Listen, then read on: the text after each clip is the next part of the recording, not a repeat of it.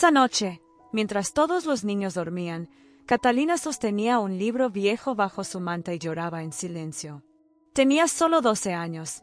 Era huérfana y acababa de oír lo más cruel que un niño puede oír, que su sueño era una fantasía tonta.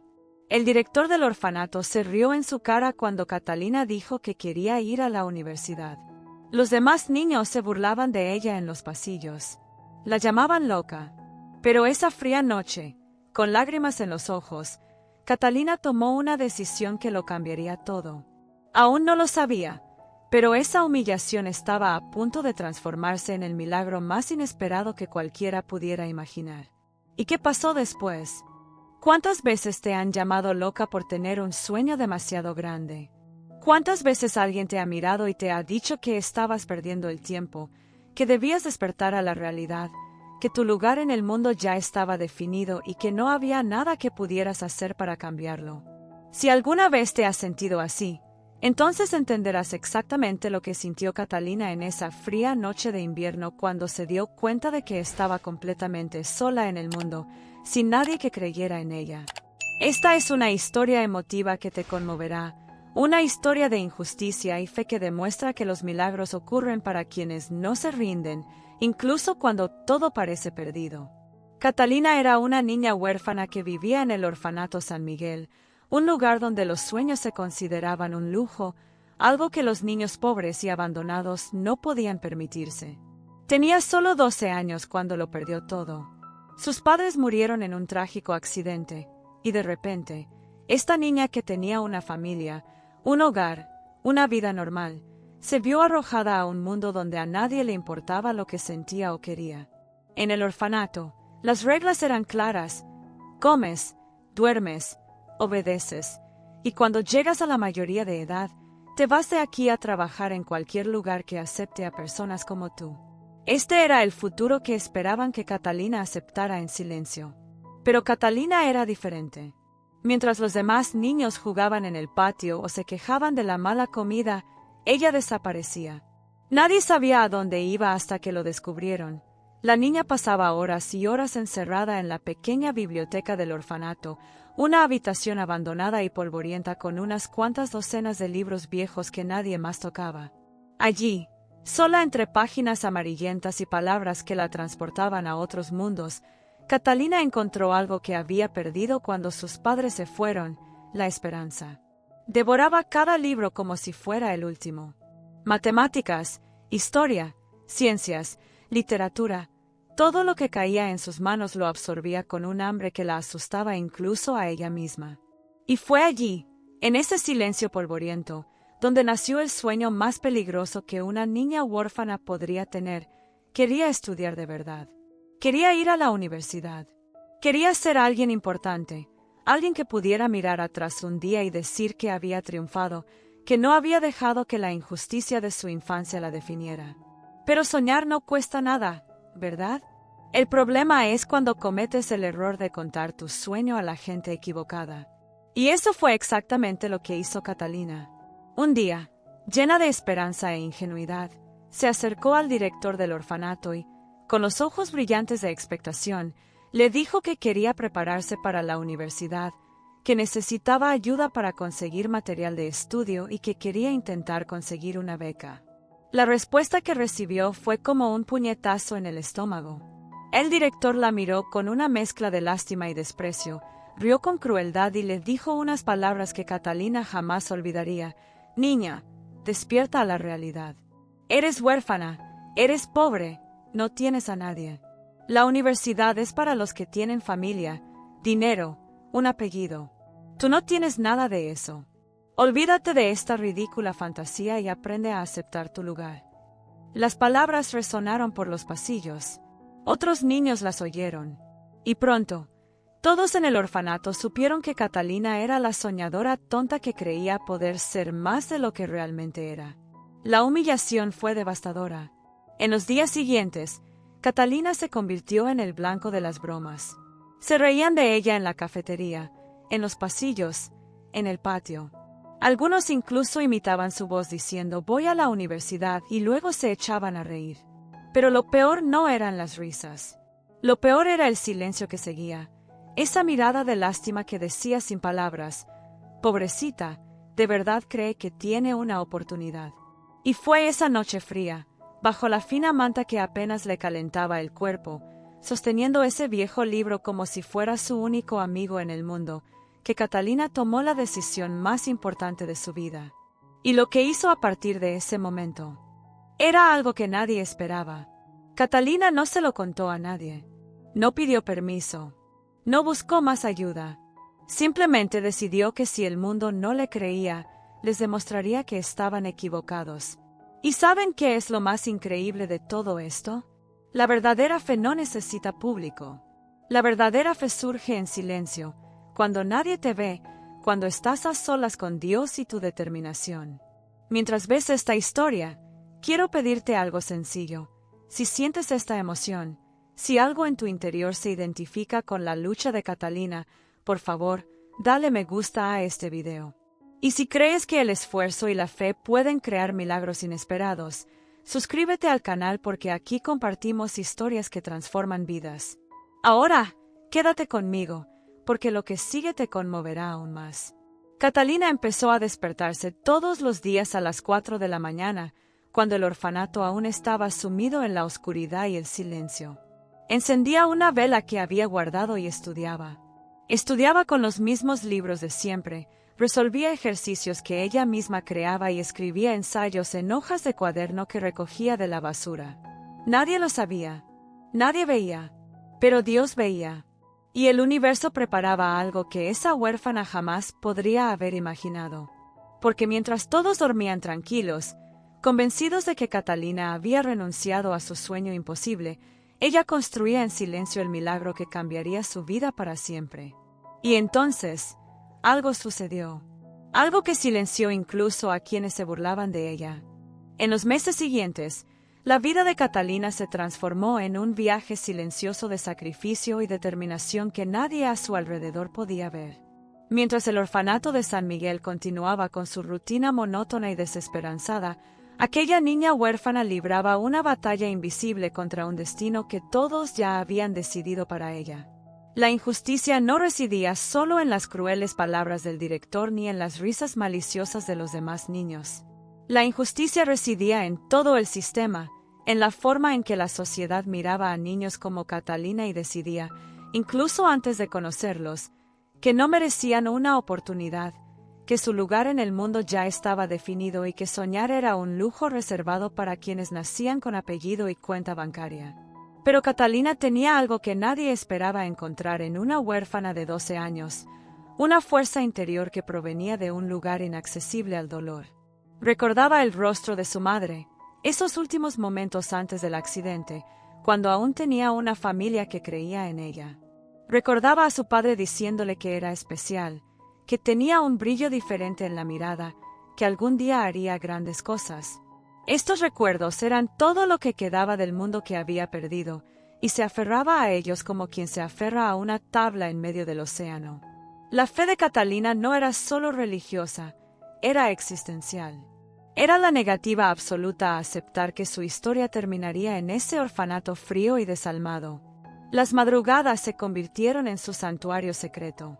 Mientras el mundo dormía, Catalina se despertaba a las 4 de la mañana y se escondía en un rincón oscuro de la biblioteca, donde la luz de las velas no llegaba a las ventanas y nadie podía descubrirla. Estudiaba matemáticas hasta que le ardían los ojos, resolvía problemas de física usando objetos del orfanato como ejemplos, escribía ensayos sobre temas que ella misma inventaba y luego los corregía con la severidad de un profesor imaginario que solo existía en su mente. No había nadie que le enseñara, ningún maestro que corrigiera sus errores, ningún mentor que la guiara por el buen camino. Solo tenía esos viejos libros y una determinación que rayaba en la obsesión. El impacto de esta decisión en su vida era visible, aunque nadie supiera la verdadera causa. Catalina caminaba por los pasillos del orfanato con profundas ojeras, fruto de las pocas horas de sueño que se permitía. Tenía las manos encallecidas de tanto escribir con lápices viejos y desgastados que afilaba con piedras. Estaba perdiendo peso porque prefería guardar algo de su comida para intercambiarla por cuadernos usados con los vendedores ambulantes que pasaban cerca del orfanato. Algunos niños la notaban diferente, más delgada, más callada, siempre con esa mirada distante de quien piensa en cosas que nadie más entiende. Pero la mayoría simplemente la ignoraba. Después de todo, Catalina era la chica rara que creía ir a la universidad, y ese tipo de ilusión suele desvanecerse con el tiempo. La directora del orfanato, doña Esther, una mujer de unos 50 años con el rostro marcado por la amargura de toda una vida lidiando con niños abandonados, observaba a Catalina desde lejos con una mezcla de irritación y algo que podía confundirse con preocupación. Para ella, la esperanza era peligrosa. Había visto pasar a decenas, quizás cientos, de niños por aquel orfanato, y quienes soñaban a lo grande siempre eran los que más sufrían cuando la realidad aplastaba sus ilusiones. En la mente distorsionada de doña Esther, ella protegía a Catalina destruyendo su sueño antes de que la vida lo hiciera de forma aún más cruel. No comprendía que, en realidad, estaba cometiendo una de las peores formas de violencia, robarle la esperanza a un niño. Pero la revelación más dolorosa para Catalina no vino del director. Vino de algo mucho más profundo y personal. Un día, mientras estudiaba a escondidas en la biblioteca, encontró una vieja caja al fondo de un estante polvoriento. Dentro había viejos documentos del orfanato, registros de niños que habían pasado por allí décadas atrás. Y allí, entre papeles amarillentos y fotografías descoloridas, Catalina descubrió algo que cambió su perspectiva sobre todo. Hubo otros niños antes que ella que también habían soñado. Había nombres, rostros jóvenes en fotos antiguas, y junto a cada nombre, una pequeña nota sobre lo que ese niño quería ser de grande. Médico, ingeniero, maestro, abogado. Sueños escritos con la caligrafía infantil de alguien que aún creía que el mundo era justo. Catalina recogió los documentos con manos temblorosas, y trató de averiguar qué había pasado con esos niños. La respuesta vino de una empleada del orfanato de muchos años, doña Carmen, quien había trabajado en la cocina durante más de 30 años. Con los ojos llenos de tristeza, explicó que ninguno de esos niños había logrado cumplir sus sueños.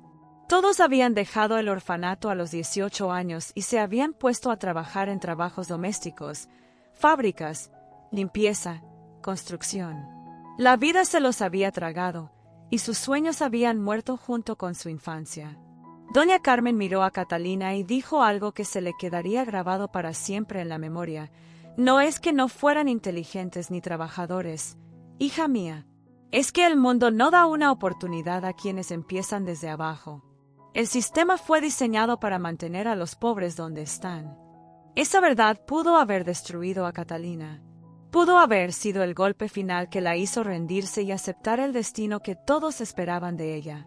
Pero algo extraordinario ocurrió en ese momento. En lugar de desesperación, Catalina sintió una rabia pura y transformadora. Una indignación que ardía como fuego en su pecho. Si el mundo no le daba oportunidades, entonces ella crearía las suyas. Si el sistema estaba en su contra, entonces estudiaría el doble, el triple, hasta que su competencia fuera imposible de ignorar. Esos niños del pasado no lo habían logrado, pero Catalina se prometió a sí misma que lo lograría. No solo por ella, sino por todos esos niños cuyos sueños fueron aplastados por la injusticia de un mundo cruel. Desde ese día, el viaje de Catalina adquirió un nuevo significado. Ya no se trataba solo de ir a la universidad. Se trataba de demostrar que el cambio era posible, que el destino no estaba escrito en piedra, que una niña huérfana sin nadie en el mundo podía, de hecho, romper las cadenas invisibles que la sociedad imponía a personas como ella. Y mientras el orfanato seguía funcionando como siempre, con su rutina de resignación y conformidad, Catalina estaba plantando en secreto las semillas de un milagro inesperado que estaba a punto de florecer de una manera que nadie, absolutamente nadie, podría haber predicho. Si esta historia te conmueve, escribe una palabra en los comentarios que describa cómo te sientes en este momento. Los 3 años siguientes fueron los más difíciles de la vida de Catalina, pero también los que más la transformaron de una niña asustada a una joven con un propósito inquebrantable. El viaje no fue ni romántico ni inspirador la mayor parte del tiempo. Fue brutal, solitario y lleno de momentos en los que se preguntó si realmente valía la pena continuar. Hubo noches en las que el agotamiento era tan profundo que se quedaba dormida con la cara enterrada en sus libros, despertando horas después con la vela ya apagada y el cuerpo dolorido por el frío. Hubo días en los que el hambre la distraía tanto que no podía concentrarse en las palabras que leía, y necesitaba releer la misma página 5 o 6 veces hasta que algo tuviera sentido. La fe que sostenía a Catalina no era la fe tranquila y serena que vemos en las historias inspiradoras. Era una fe desesperada y urgente que necesitaba renovarse cada mañana porque la realidad hacía todo lo posible por destruirla. El impacto de esa decisión en su cuerpo y mente fue imposible de ocultar por completo. A sus 15 años, Catalina parecía mayor de lo que era, con una madurez en la mirada que asombraba a cualquiera que la mirara lo suficiente. Sus manos, antes delicadas como las de una niña, ahora tenían callos permanentes de sostener lápices y escribir hasta que se le entumecieron los dedos. Desarrolló una postura encorvada por pasar horas inclinadas sobre libros en posiciones incómodas, escondida en rincones donde nadie podía encontrarla. Los otros niños del orfanato habían dejado de burlarse de ella, no porque hubieran cambiado de opinión, sino porque Catalina se había vuelto prácticamente invisible. No participaba en conversaciones, no jugaba, no se involucraba en dramas adolescentes. Se había convertido en un fantasma que caminaba en silencio por los pasillos, siempre con esa mirada distante de alguien que piensa en cosas mucho más grandes que esas 4 paredes. La señora Esther observaba esta transformación con creciente preocupación y algo que podría ser culpa, aunque nunca lo admitiría, ni siquiera a sí misma. A veces, al ver a Catalina estudiando sola en algún rincón, la directora sentía una punzada en el pecho y se preguntaba si no habría sido demasiado cruel. Pero entonces recordaba a todos los demás niños que habían soñado y fracasado, y se convencía de nuevo de que tenía razón, de que era mejor matar la esperanza pronto que dejarla crecer solo para ser destruida después. Lo que la señora Esther no entendía era que hay gente que no necesita permiso para soñar. Hay gente que sueña a pesar de todo, y eso es precisamente lo que les hace capaces de cambios imposibles. La revelación más importante en el viaje de Catalina llegó inesperadamente a través de doña Carmen, la cocinera que le había hablado de los niños del pasado. Una tarde, mientras Catalina ayudaba en la cocina como parte de sus tareas en el orfanato, doña Carmen entabló conversación con naturalidad y le preguntó qué estudiaba con tanta dedicación. Catalina, habitualmente reservada, percibió algo diferente en aquella mujer, una curiosidad genuina sin prejuicios, y le abrió el corazón. Habló de los libros, de despertarse en mitad de la noche, de su sueño de conseguir una beca universitaria. Esperaba ver en los ojos de doña Carmen la misma incredulidad y compasión que veía en los demás, pero lo que encontró fue algo completamente distinto. Doña Carmen dejó de hacer lo que estaba haciendo, se secó las manos en el delantal y miró a Catalina con una intensidad que la sobresaltó. Entonces dijo algo que lo cambió todo. «Hija mía, conozco un programa de becas del gobierno que acepta solicitudes de jóvenes vulnerables. El examen es cada año en junio.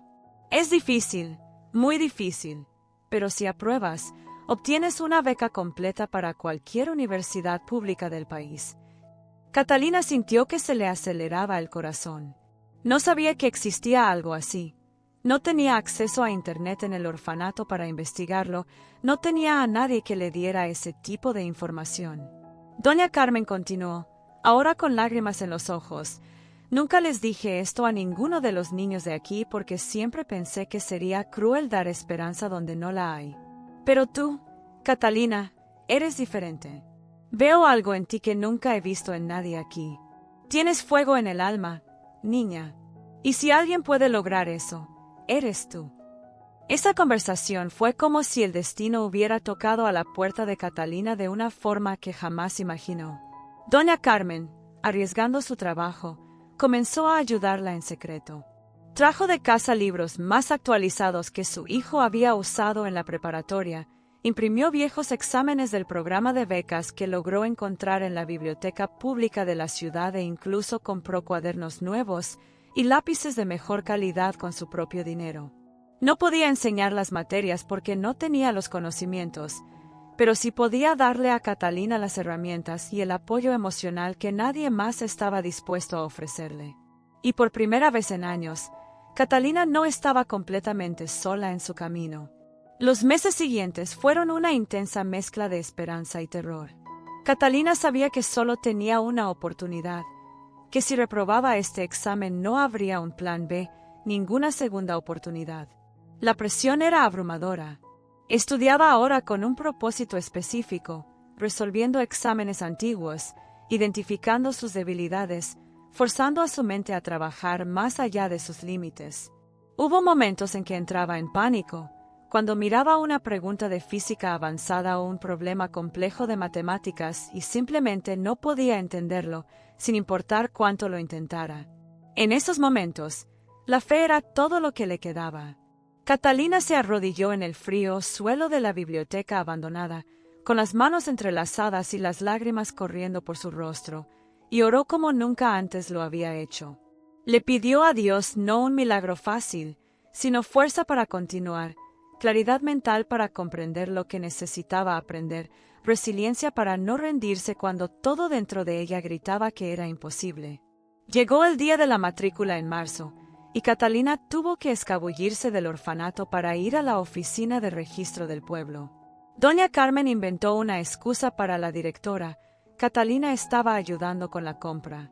Con el corazón latiéndole con tanta fuerza que sentía que se le saldría del pecho, Catalina llenó la hoja de matrícula con manos temblorosas. Cuando entregó los documentos y recibió el recibo con la fecha y el lugar del examen, guardó ese papel como si fuera el objeto más preciado del mundo. No se lo dijo a nadie más que a doña Carmen. No podía arriesgarse a que alguien lo descubriera e intentara detenerla, o peor aún, a que palabras de incredulidad y negatividad penetraran en su mente y sembraran dudas que no podía permitirse cultivar. Los 3 meses entre la inscripción y el examen fueron los más intensos de la vida de Catalina. Apenas durmió, estudió hasta que sus ojos perdieron la concentración y comió lo mínimo indispensable para mantener su cuerpo en funcionamiento. Doña Carmen se preocupó, intentando convencerla de que descansara un poco, pero Catalina estaba poseída por una determinación que rayaba en la obsesión. Sabía, con una certeza visceral y absoluta, que ese era el momento que definiría el resto de su vida. O aprobaba el examen y demostraba que todo el sacrificio, todo el dolor, toda la soledad habían valido la pena, o fracasaba y tenía que aceptar que doña Esther tenía razón desde el principio, que los sueños eran un lujo para quienes nacían con privilegios. El día del examen amaneció nublado y frío. Catalina se despertó a las 3 de la mañana, sin poder dormir. Se puso la ropa más presentable que tenía, una blusa donada, un poco descolorida, pero limpia y sin rasgaduras. Doña Carmen había ahorrado dinero para pagar el transporte público al lugar del examen. Cuando Catalina salió del orfanato antes del amanecer, con solo un bolígrafo y su comprobante de inscripción, miró atrás por última vez y se hizo una promesa silenciosa a sí misma y a Dios. Lo daría todo, cada gota de conocimiento, cada segundo de concentración, cada trocito de su alma, en ese examen. Y entonces, con el corazón lleno de fe y miedo a partes iguales, partió hacia el día que cambiaría su destino para siempre. La sala de exámenes estaba repleta con más de 200 candidatos, la mayoría acompañados de padres nerviosos que les dedicaban sus últimas palabras de aliento y les ajustaban la ropa a sus hijos antes de despedirse. Catalina entró sola, sintiendo el peso de cada mirada que notaba su solitaria presencia. Era visiblemente diferente a las demás candidatas. Llevaba ropa demasiado sencilla, el pelo recogido de forma práctica y sin vanidad, y había algo en su mirada, una intensidad casi desesperada, que la diferenciaba del resto.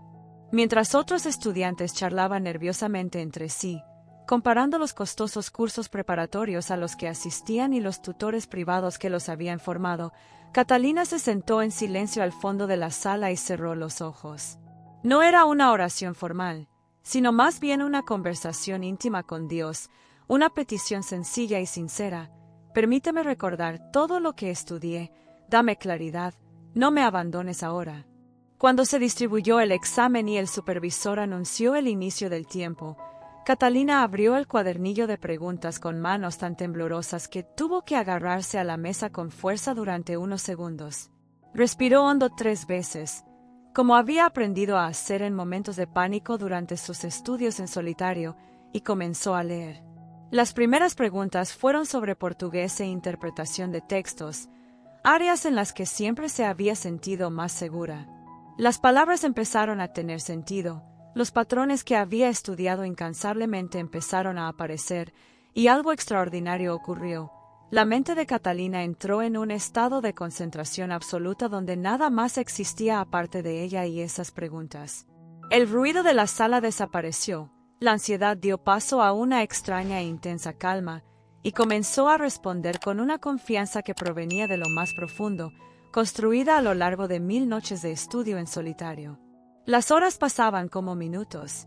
Al llegar a las preguntas de matemáticas y física, las áreas que siempre la asustaban más, Catalina encontró problemas que reconocía de exámenes antiguos que había estudiado. No eran idénticos, pero los conceptos eran los mismos, y sintió una oleada de gratitud tan intensa que tuvo que parpadear varias veces para contener las lágrimas. Cada fórmula que había memorizado a la luz de una vela, cada ejercicio que había resuelto en papel viejo, cada concepto que se había esforzado por comprender sin un profesor que se lo explicara, todo estaba allí, vivo y útil en su mente. No estaba segura de si lo estaba haciendo todo bien, pero sabía que lo estaba haciendo lo mejor que podía, que cada respuesta contenía años de sacrificio condensados en unos pocos segundos de razonamiento. Cuando el supervisor anunció los últimos 5 minutos, Catalina estaba en la última pregunta, un ensayo sobre la desigualdad social y las oportunidades educativas. Observó el tema y sintió que algo se rompía en su pecho. Fue como si el universo hubiera conspirado para darle la oportunidad de contar su propia historia sin revelar su identidad. Escribió con una pasión y una verdad que solo alguien que ha experimentado la injusticia en carne propia podría expresar. Habló de niños que sueñan en habitaciones oscuras, de sistemas que deciden destinos incluso antes de conocer a las personas, de la fe que sostiene a quienes no tienen nada, de cómo el esfuerzo debería ser el milagro que rompe las cadenas de la desigualdad. Cuando entregó el ensayo, tenía las manos manchadas de tinta y temblaba de cansancio, pero sus ojos brillaban con algo que podría ser esperanza o terror. Ella misma no podía distinguir. La espera de 3 meses por los resultados fue una tortura psicológica que casi destruyó a Catalina. Cada día parecía eterno. Continuó con su rutina en el orfanato, pero era como si viviera en 2 mundos a la vez: el mundo real, donde era solo una huérfana más sin futuro, y el mundo de las posibilidades, donde quizás, solo quizás, lo había logrado. Doña Carmen intentó mantenerla positiva, pero incluso ella estaba nerviosa. Sabían que la competencia era brutal, que había más de 2000 candidatos compitiendo por solo 50 becas completas, que muchos de estos candidatos provenían de excelentes escuelas privadas con toda la preparación que el dinero puede comprar. La lógica dictaba que las posibilidades de Catalina eran mínimas, pero la fe insistía en que los milagros ocurren precisamente cuando parecen imposibles. El día de la publicación de los resultados, Catalina no pudo desayunar. Tenía el estómago revuelto de ansiedad. Los resultados se publicarían en línea al mediodía y también se enviarían por correo a quienes hubieran sido aceptados. Como el orfanato no tenía una computadora disponible para los niños, Catalina tendría que esperar la carta, a menos que pudiera ir a la biblioteca pública de la ciudad a consultarla en línea. Doña Carmen se ofreció a organizar su viaje, pero Catalina se negó. Había algo simbólico en esperar la carta, como si el universo necesitara ese tiempo para alinear el destino correctamente. Así que esperó, sentada en el banco de piedra del pequeño jardín del orfanato, con la mirada fija en la puerta por la que siempre entraba el cartero. Cuando el cartero finalmente llegó a las 3 de la tarde, a Catalina se le paró el corazón. Le entregó una correspondencia a la secretaria, habló brevemente con el empleado y luego preguntó si había una tal Catalina Méndez en esa dirección. El empleado la llamó con expresión curiosa, ajeno a la carga del momento. Con las piernas apenas sosteniéndola, Catalina cruzó el patio y recibió un sobreoficial del cartero, con el programa de becas estampado en la esquina superior. Le temblaban tanto las manos que casi se le cae el sobre.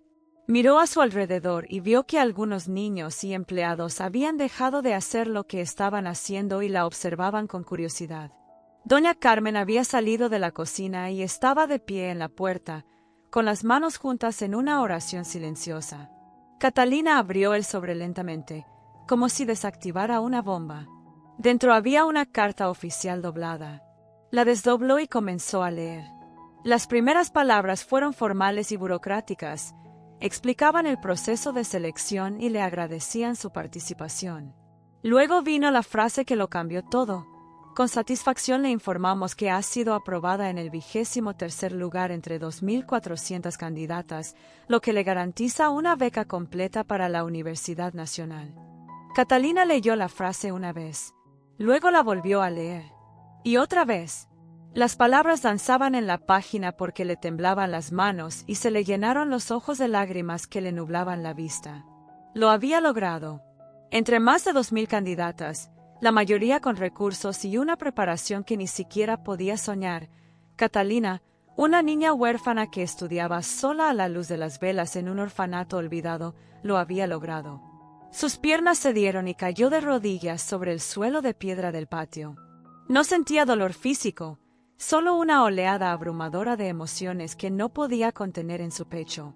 Lloró con una intensidad que sobresaltó a quienes la observaban, sollozos profundos que provenían de un lugar donde años de dolor, soledad y esfuerzo habían estado almacenados, esperando este momento de liberación. Doña Carmen corrió hacia ella y la abrazó, llorando también, repitiendo, lo sabía, siempre supe que podías lograrlo. Los demás niños se acercaron, confundidos, sin entender qué estaba sucediendo, y alguien recogió la carta del suelo donde Catalina la había dejado caer. La noticia corrió como la pólvora por el orfanato.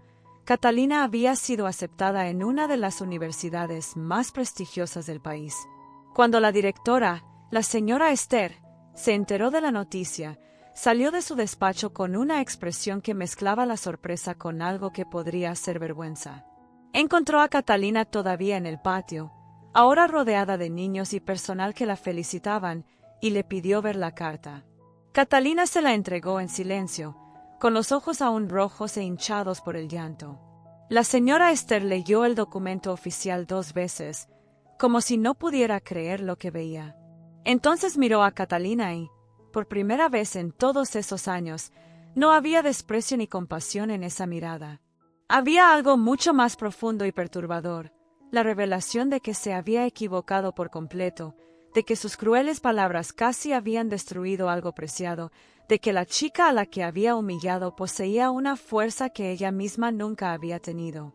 La señora Esther abrió la boca para hablar, pero no le salieron las palabras.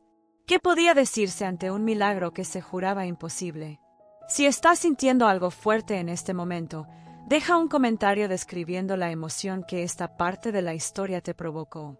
Los años que siguieron a la aceptación de Catalina fueron un viaje de transformación tan profundo que ella misma a veces se miraba al espejo y no reconocía la persona en la que se había convertido. Entrar a la Universidad Nacional no fue un cuento de hadas donde todos sus problemas desaparecieron por arte de magia.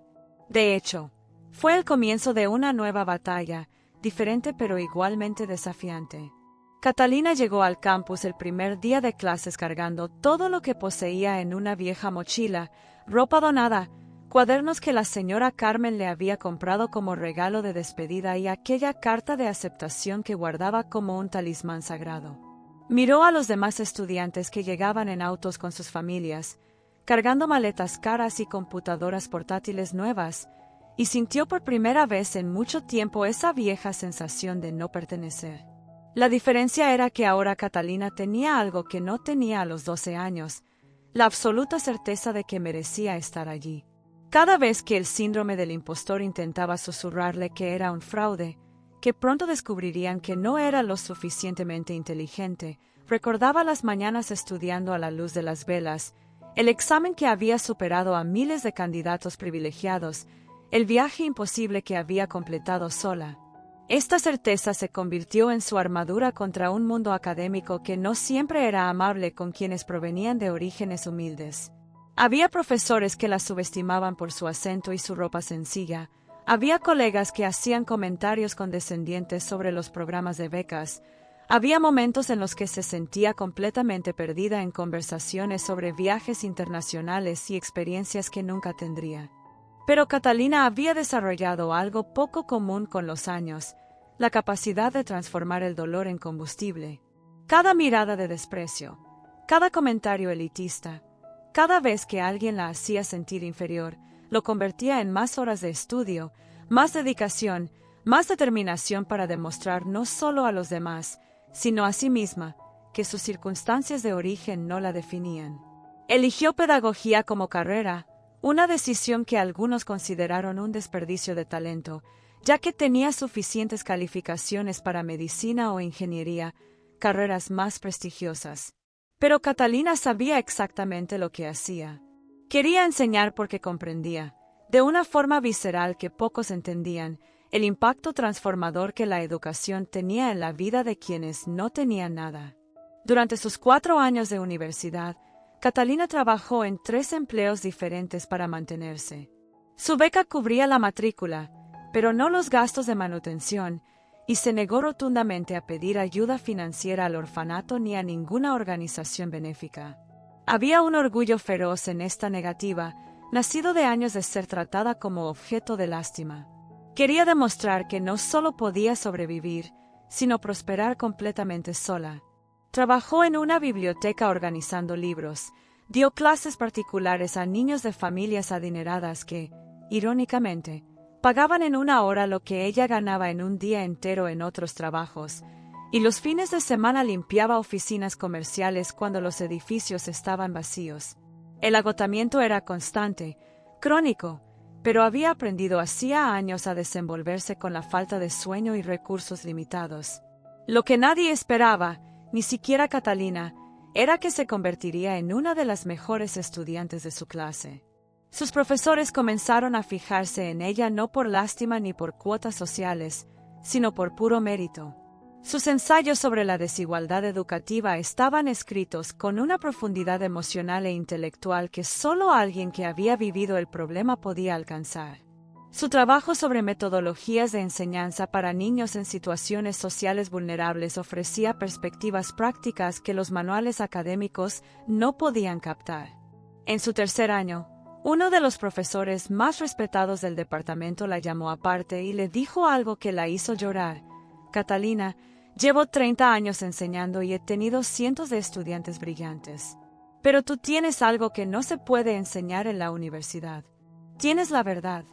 Y la verdad transforma vidas de una manera que la técnica por sí sola jamás podrá.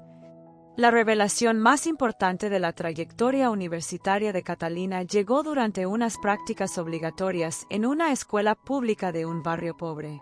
Estaba dando clases particulares a niños con dificultades con las matemáticas cuando reconoció en una niña de 10 años una mirada que conocía bien, la de quien se rinde antes de siquiera intentarlo, alguien ya convencido por los adultos y las circunstancias de que no es lo suficientemente inteligente. Catalina interrumpió la clase y contó su historia por primera vez a alguien que no fuera la señora Carmen. Habló del orfanato, de ser humillada por soñar, de estudiar a escondidas, de aprobar un examen que todos decían imposible. Los niños la escuchaban en absoluto silencio, algunos con lágrimas en los ojos. Al terminar, la niña de 10 años levantó la mano y preguntó con voz temblorosa, «Si tú pudiste, yo también puedo». Y Catalina respondió con una convicción que le salía del alma, «No solo puedes, sino que lo lograrás, si decides no rendirte». Ese momento definió el destino de Catalina de una forma inesperada. Se dio cuenta de que su misión no era solo graduarse y conseguir un buen trabajo. Era ser para otros niños lo que nadie había sido para ella, alguien que cree antes que el niño crea en sí mismo, alguien que demuestra con el ejemplo que un cambio radical en la vida es posible, alguien que comprende el dolor de la injusticia pero se niega a dejar que ese dolor defina el futuro. Empezó a hacer voluntariado en orfanatos y escuelas de zonas desfavorecidas siempre que tenía poco tiempo libre, pero siempre encontraba la manera. Llevaba libros donados, enseñaba técnicas de estudio, pero sobre todo ofrecía algo mucho más valioso: esperanza basada en evidencias reales, no en promesas vacías. Cuando Catalina se graduó a los 22 años con honores académicos y una oferta de trabajo como maestra titular en una escuela pública, tomó una decisión que sorprendió a todos sus conocidos. En lugar de aceptar de inmediato un trabajo estable y permanente, pidió 6 meses para emprender un proyecto personal. Regresó al orfanato de San Miguel, pero no como la niña humillada e invisible que se había ido años atrás. Regresó como maestra cualificada, como la prueba viviente de que lo imposible era posible, como alguien que tenía todas las razones del mundo para no pisar ese lugar que tanto dolor le había causado, pero que decidió regresar precisamente por ese dolor. Doña Esther seguía siendo la directora, ahora mayor y visiblemente cansada.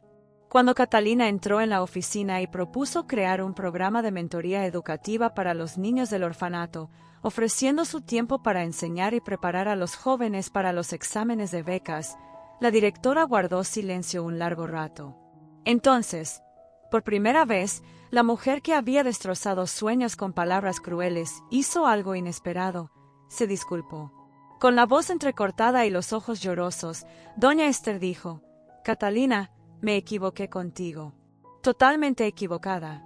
Y probablemente me equivoqué con docenas de otros niños que pasaron por aquí y a quienes desanimé. No tengo derecho a pedirte perdón, pero por favor acepta mi ayuda en este proyecto. Permíteme intentar reparar parte del daño que causé». El programa que Catalina creó en el orfanato San Miguel se convirtió en un referente. No solo impartía materias académicas, sino algo mucho más fundamental: enseñaba a los niños a creer que merecían soñar en grande. Presentó su propia historia no como una excepción milagrosa, sino como evidencia de que el esfuerzo constante y la fe inquebrantable generan un cambio real. Algunos niños escuchaban con escepticismo, otros con cautelosa esperanza, pero todos se sintieron impactados al ver a alguien que provenía de su mismo lugar y había logrado romper las cadenas invisibles que la sociedad impone a las personas pobres y huérfanas. A los 23 años, Catalina ya había ayudado a 7 jóvenes del orfanato a obtener becas en diferentes programas, y esa cifra crecía cada año. Lo que más transformó a los niños no fueron solo las técnicas de estudio ni los libros que Catalina les trajo, sino el mensaje que transmitía en cada interacción: la injusticia no define quién eres, solo define las circunstancias que debes superar. Ser humillado no significa ser derrotado, significa tener la oportunidad de demostrar que las opiniones de los demás no determinan tu valor. Y el verdadero milagro no está en esperar pasivamente a que Dios lo resuelva todo, sino en trabajar incansablemente con la fe de que tu esfuerzo no será en vano. Catalina se había convertido en la prueba viviente de que una niña huérfana humillada puede transformarse en una mentora que inspira a generaciones, y de que el ciclo de la injusticia se puede romper cuando una persona elige usar su dolor como combustible para generar un cambio en lugar de convertirse en víctima de él. 5 años después de regresar al orfanato de San Miguel como mentora, Catalina daba una conferencia en un Congreso Nacional de Educación cuando ocurrió algo extraordinario. La habían invitado a hablar sobre metodologías de enseñanza para niños en situación de vulnerabilidad social, un tema que dominaba no solo teóricamente, sino visceralmente. En medio de su presentación, mientras hablaba sobre la importancia de creer en el potencial de cada niño, independientemente de sus circunstancias, notó que una mujer del público lloraba en silencio. No era un llanto discreto, era el tipo de llanto que surge de lo más profundo, donde se han guardado verdades dolorosas durante mucho tiempo. Cuando terminó la conferencia y Catalina abrió el turno de preguntas, la mujer levantó la mano con dedos temblorosos y dijo algo que dejó atónitos a todos en la sala: «Fui directora de un orfanato durante 23 años. Y me acabo de dar cuenta, al escucharte hablar, de cuántas Catalinas destruí con mis palabras. Cuántos sueños maté porque pensé que estaba protegiendo a los niños de la desilusión. ¿Cómo puedo solucionar esto? El silencio que siguió fue denso, con el peso de una revelación colectiva. Catalina bajó del escenario, se acercó a la mujer y la abrazó mientras lloraba. Entonces dijo algo que resonó por toda la sala y que se citaría en artículos educativos durante años. No puedes cambiar el pasado, pero puedes elegir ser diferente en el presente. Cada niño que conozcas de ahora en adelante es una oportunidad para hacer las cosas de otra manera. El arrepentimiento solo vale la pena cuando se transforma en acción. Ese momento capturó la esencia del viaje de Catalina de una manera que ella misma no había articulado del todo hasta entonces. No se trataba de vengarse de quienes la humillaron, ni de demostrar superioridad moral, sino de romper ciclos de incredulidad y crear nuevos ciclos de posibilidad. La historia de Catalina comenzó a difundirse orgánicamente a través de redes sociales, artículos periodísticos y reportajes televisivos. No porque buscara fama, sino porque su historia tocaba un tema universal que resuena en cualquiera que haya sido subestimado, humillado o descartado por la sociedad. Recibía mensajes a diario de personas de todo el país que compartían sus propias historias de superación o pedían consejos sobre cómo ayudar a niños en situaciones similares. Un mensaje en particular la impactó profundamente. Era de uno de los niños que solía burlarse de ella en el orfanato, ahora una mujer de 20 y tantos años con un trabajo de salario mínimo. El mensaje decía: Catalina, te he pedido disculpas mentalmente miles de veces a lo largo de los años. Me reí de ti cuando dijiste que ibas a la universidad porque en el fondo envidiaba tu valentía para soñar. Yo también tuve sueños, pero nunca tuve tu fuerza para luchar por ellos. Ver en qué te has convertido me hizo darme cuenta de que me rendí demasiado pronto. Es demasiado tarde para volver a intentarlo. Catalina respondió de inmediato y concertó una cita con la mujer. Pasaron una tarde entera conversando en un modesto café, y Catalina compartió algo de lo que rara vez hablaba en público: los momentos de duda, las noches que lloró de cansancio y miedo, las veces que casi se rindió y solo no lo hizo porque ya había invertido tanto sufrimiento que rendirse parecía hacer inútil todo ese sacrificio. Explicó que la diferencia entre quienes alcanzan sueños imposibles y quienes se rinden no es un talento excepcional ni una suerte extraordinaria, sino simplemente la obstinada negativa a detenerse. El esfuerzo es el milagro de la perseverancia, dijo, una frase que se había convertido en su mantra personal. Dios no hace el trabajo por ti, pero te sostiene mientras lo haces. Y no es demasiado tarde. Nunca es demasiado tarde mientras sigas respirando y puedas tomar decisiones diferentes. Esa conversación resultó en que Catalina ayudara a su antigua amiga del orfanato a prepararse para el examen nacional de bachillerato para adultos, el primer paso para que finalmente intentara ir a la universidad. Fue un círculo que se cerró de una manera hermosa y redentora.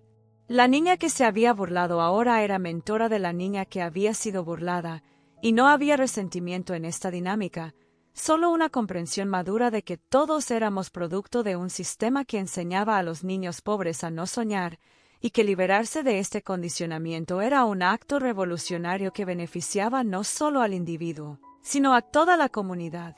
El impacto del trabajo de Catalina en el orfanato de San Miguel comenzó a producir resultados medibles que validaron su metodología. En 5 años, la tasa de jóvenes del orfanato que obtuvieron becas o fueron admitidos en programas de formación profesional aumentó de 0 a casi el 40%. Esta cifra llamó la atención de organizaciones no gubernamentales e incluso del gobierno, que comenzó a estudiar el modelo de Catalina para replicarlo en otras instituciones. Fue invitada a asesorar políticas públicas, escribir artículos académicos y dar entrevistas en programas de televisión. Pero lo que más le importaba a Catalina no era el reconocimiento externo, sino las cartas que recibía de los jóvenes a los que había asesorado, quienes le contaban sus pequeñas victorias, la primera buena calificación en un examen, la primera vez que un profesor elogiaba su trabajo, el día que recibían la carta de aceptación para algún programa educativo. Doña Carmen, La cocinera, que fue la primera y única adulta en creer en Catalina, falleció cuando Catalina tenía 24 años. Fue uno de los dolores más profundos que experimentó desde la muerte de sus padres.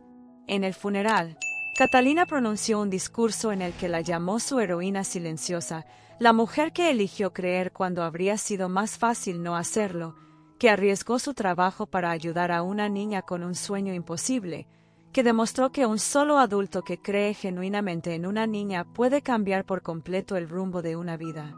Reveló públicamente por primera vez el papel crucial que Doña Carmen jugó en su historia y estableció una beca en su nombre para jóvenes de orfanatos que demostraron una determinación excepcional en sus estudios.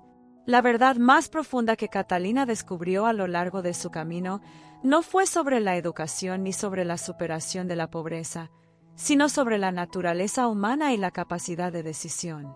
Comprendió que las personas no son intrínsecamente crueles ni bondadosas, sino que se moldean por sistemas, experiencias y decisiones acumuladas.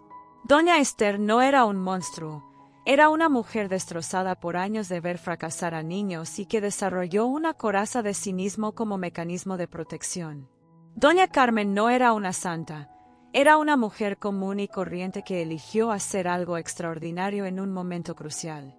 Y la propia Catalina no era excepcional por alguna cualidad mística, era excepcional porque tomó decisiones difíciles repetidamente cuando habría sido más fácil rendirse. Esta comprensión la hizo más compasiva y eficaz como educadora porque comprendió que transformar vidas no se trata de juzgar a quienes fracasaron en el pasado, sino de crear las condiciones para que más personas tomen mejores decisiones en el futuro. A los 28 años, Catalina publicó un libro titulado El esfuerzo es el milagro, donde contó su historia completa por primera vez, sin filtros ni idealizaciones. Escribió sobre el hambre, el frío, las lágrimas, los momentos de absoluta desesperación. Pero también escribió sobre la fuerza que nace de la fe cuando ésta se entiende no como una espera pasiva, sino como una colaboración activa con lo divino, donde uno pone de su parte, trabajando al máximo, y confía en que Dios hace lo que está fuera de su control. El libro se convirtió en un fenómeno inesperado, no solo entre los educadores, sino entre cualquiera que se enfrentara a circunstancias difíciles. Porque el mensaje era universal. No importa cuántas veces se burlen de ti, no importa cuántas puertas se cierren, no importa cuántas veces fracases, lo importante es que no renuncies a la versión de ti mismo que sabes que puedes llegar a ser. Si esta historia te resonó, escribe en los comentarios, ¿qué sueño abandonaste porque alguien te dijo que era imposible? Si has llegado hasta aquí, al final de la historia de Catalina, es porque algo dentro de ti reconoció la profunda verdad que este viaje conlleva. Quizás también te han subestimado. Quizás alguien se ha reído de tu sueño. O quizás ahora mismo te encuentras en medio de tu propia batalla silenciosa, despertando en medio de la noche, luchando contra las circunstancias, intentando demostrarte a ti mismo que eres capaz de más de lo que el mundo espera de ti. La historia de Catalina no se trata solo de una niña huérfana que triunfó contra todo pronóstico. Se trata del poder transformador de la fe combinada con el esfuerzo. Se trata de cómo la injusticia no tiene por qué definir en quién te conviertes. Se trata de cómo un solo acto de persistencia, repetido día tras día, puede crear milagros que parecen imposibles al principio del camino.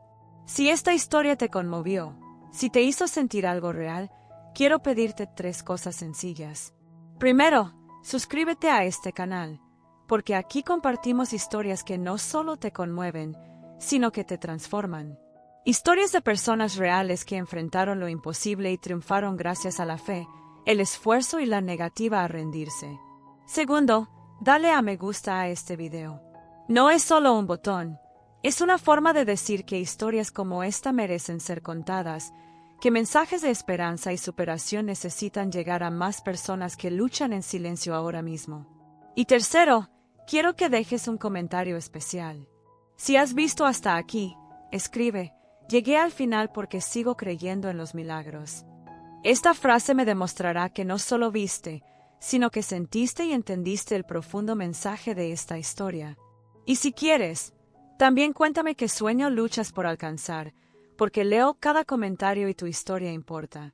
En el siguiente video, conocerás la historia de un niño que fue abandonado en una estación de tren y que ahora salva vidas como médico. Es otra historia emotiva que te conmoverá y te recordará que ningún dolor es permanente cuando decides transformarlo en propósito. El video ya está en tu pantalla. Gracias por quedarse hasta el final. Gracias por creer que historias como la de Catalina merecen ser escuchadas. Y recuerda siempre, el esfuerzo es el milagro de la perseverancia. Que Dios te bendiga y nos vemos en el próximo video.